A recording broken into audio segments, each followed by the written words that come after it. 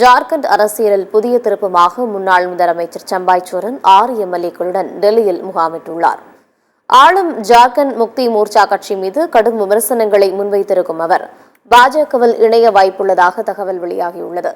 ஜார்க்கண்ட் முக்தி மோர்ச்சா தலைவரும் அம்மாநில முதலமைச்சரும் ஹேமந்த் சோரன் பண மோசடி வழக்கில் அமலாக்கத்துறையால் கடந்த ஜனவரி மாதம் கைது செய்யப்பட்டார்.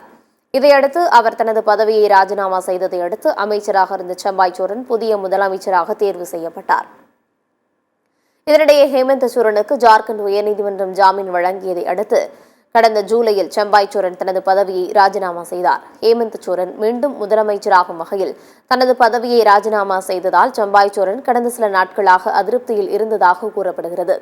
இந்நிலையில் ஜார்க்கண்ட் முக்தி மோர்ச்சா கட்சியைச் சேர்ந்த 6 எம்எல்ஏக்களுடன் டெல்லியில் முகாமிட்டுள்ளதாகவும் விரைவில் அவர் பாஜகவில் இணைய வாய்ப்பிருப்பதாகவும் தகவல் வெளியாகியுள்ளது.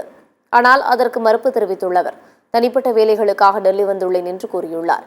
கட்சியில் அவமானப்படுத்தப்பட்டேன் என்றும் கட்சியிலிருந்து தூக்கி எறியப்பட்டேன் எனவும் சம்பாய் சோரன் குற்றம் சாட்டியுள்ளார்.